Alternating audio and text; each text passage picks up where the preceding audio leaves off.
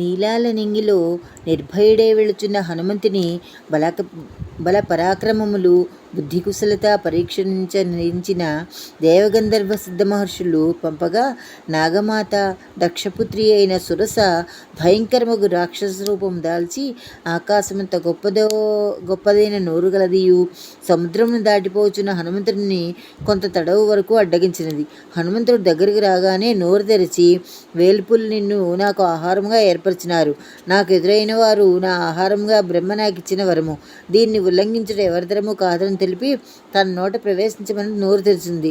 సురసకు నచ్చపోలేని ప్రయత్నంగా తాను రామకార్యమునకు పోచున్నానని, తిరిగి మరలా వచ్చి నీకు ఆహారం వేయదునని శపథం చేసినాడు హనుమంతుడు. కానీ ఆమె అంగీకరించగా మొండిపట్టు పట్టి తనకు ఆహారం కమ్మన్నది.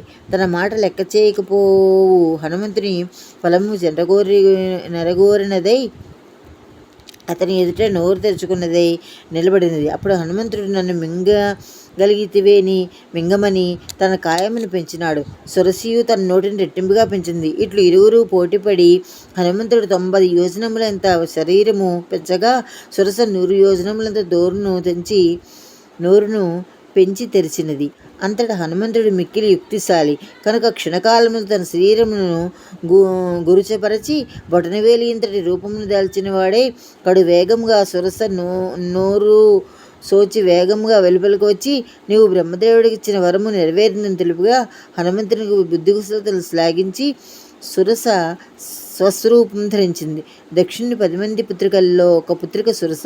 ఆమె సంతతే నాగజాతి. ఆ సర్పజాతిలో నాగ మరియు ఉరగ అను 2 తెగలు.